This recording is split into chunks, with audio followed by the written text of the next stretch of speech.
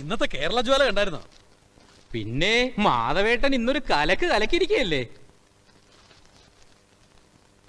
100 ആയിസ. എവിടെ ആയിരുന്നു മാധവേട്ട ഇതുവരെ? അത്യാവശ്യമായിട്ടൊരു ഇടം വരെ പോകേണ്ടതായിട്ടുണ്ട്. മാധവേട്ട ഇരിക്കെ. മാധവേട്ടന്റെ പത്രത്തിന് മാത്രം ഇതൊക്കെ എവിടുന്നാ കിട്ടുന്നത്? കേരള ജ്വാലയെ കുറിച്ച് മാത്രമേ ഇന്ന് സംസാരമുള്ളൂ. അപ്പൊ റെസ്പോൺസ് വന്നു തുടങ്ങി. ഹലോ, കൊടുക്കാം. മാധവേട്ട ഫോൺ. Hello, good morning. ഞാൻ SP RV തമ്പുരാൻ. Good morning sir. ഞാൻ വിളിച്ചത് ഒരു നന്ദി പറയാനാ, ഒപ്പം അഭിനന്ദനങ്ങളും. എന്തിന്? ഇന്നത്തെ നിങ്ങളുടെ main story it was shocking and revealing. എന്റെ മൂക്കിന് താഴെ ഇങ്ങനൊരു ഏർപ്പാട് നടന്നിട്ട് ഞാൻ അറിഞ്ഞില്ലല്ലോ. I am ashamed to admit that. അറിഞ്ഞിട്ടും പ്രത്യേകിച്ച് പ്രയോജനമൊന്നുമില്ലല്ലോ സാർ. ഉണ്ട്. അവിടെ ഇപ്പൊ റെയ്ഡ് നടക്കുക. ഒരൊറ്റ എണ്ണം രക്ഷപ്പെടാത്ത വിധത്തിൽ ഞാൻ ട്രാപ്പ് ചെയ്തു.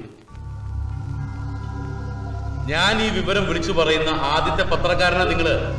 ഇങ്ങോട്ട് വന്നോളൂ, നാളത്തേക്കൊരു ലീഡ് സ്റ്റോറി ആകും. ഓക്കെ? എങ്ങോട്ട് പോകുന്നു? മാറി നിക്കടി അങ്ങോട്ട്. എന്ത് അക്രമമാണ് ഈ കാണിക്കുന്നത്? ഞാൻ അവരെ മൊഴി എടുക്കാൻ കൊണ്ടതാണ് സാർ. തന്റെ മൊഴി സാറ് പറഞ്ഞിട്ടല്ലേ ഞാൻ അവരെ.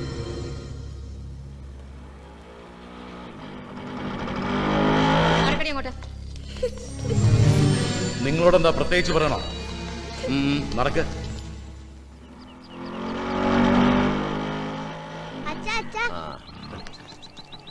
എങ്ങോട്ട് പോവാ? അച്ഛൻ അത്യാവശ്യമായിട്ട് കുറച്ച് ഫോട്ടോ എടുക്കാൻ പോവാ. ഞാനും വന്നോട്ടെ? വേണ്ട മോനെ, മോൻ വീട്ടിലോട്ട് വയ്ക്കോ. അച്ഛാ ഞാനും വന്നോട്ടെ പ്ലീസ്. എന്നാ വേഗം കേറ്.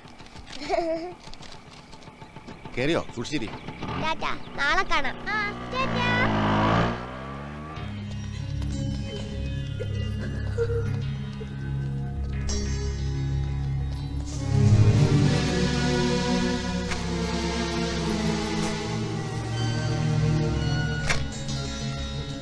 അച്ഛാ, ദേ അമ്മ.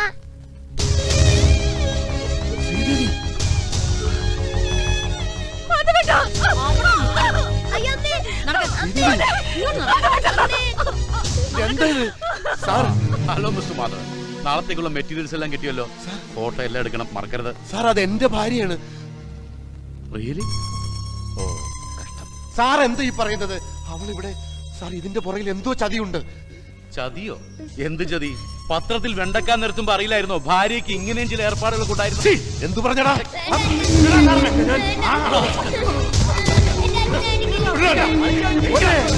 അമ്മേ